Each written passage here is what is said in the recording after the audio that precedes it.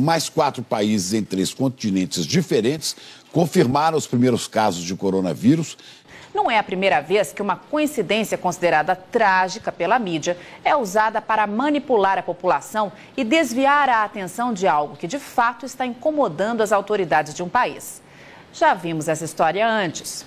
Desde a virada do ano, a gente vem alertando para que você analisasse com cautela o ocorrido em 2019 e aprendesse a lição, pois não demoraria muito para a China vir com nova jogada para derrubar os preços dos alimentos no mundo, aos moldes do que fez com a peste suína.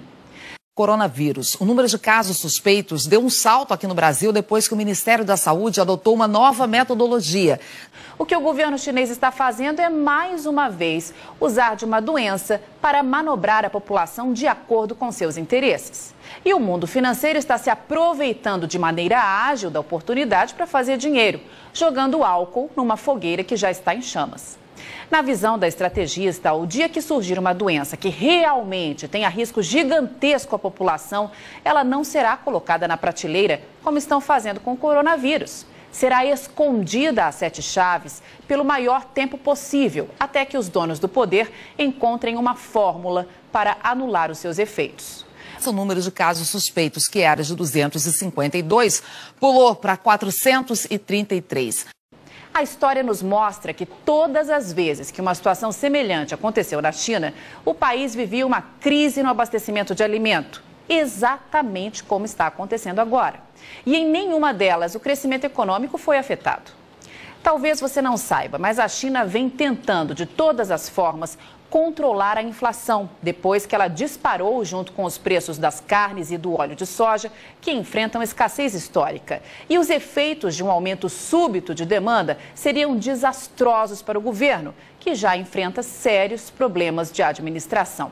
No momento, há casos sendo investigados em 22 estados. Não acha coincidência demais tudo o que vem acontecendo na China nos últimos tempos? Quando briga com os Estados Unidos e isola um dos seus maiores e únicos fornecedores de soja, eis que surge a peste suína para matar parte do rebanho e reduzir o consumo de farelo.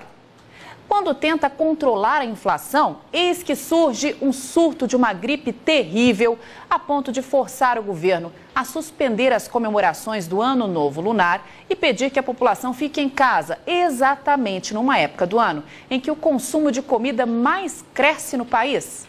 162 casos. Tem gente enchendo o bolso de dinheiro, não só com a queda nos preços das commodities e companhias, mas também com as oportunidades de compra que essas baixas vão gerar. Para você ter uma ideia, com apenas 2 ondas especulativas, a primeira com a morte do líder iraniano e a segunda agora com o coronavírus, o petróleo perdeu 20% do valor. Ano de 2004 e a China anunciava ao mundo um surto de gripe aviária, nome dado à doença causada por uma variedade do vírus influenza, H5N1, hospedado por aves, mas que pode infectar diversos mamíferos. A doença evoluiu, virou pandemia e infectou pessoas em vários países da Ásia. E como agora, todos íamos morrer, lembra? Pois dá só uma olhada no que isso causou na economia da China.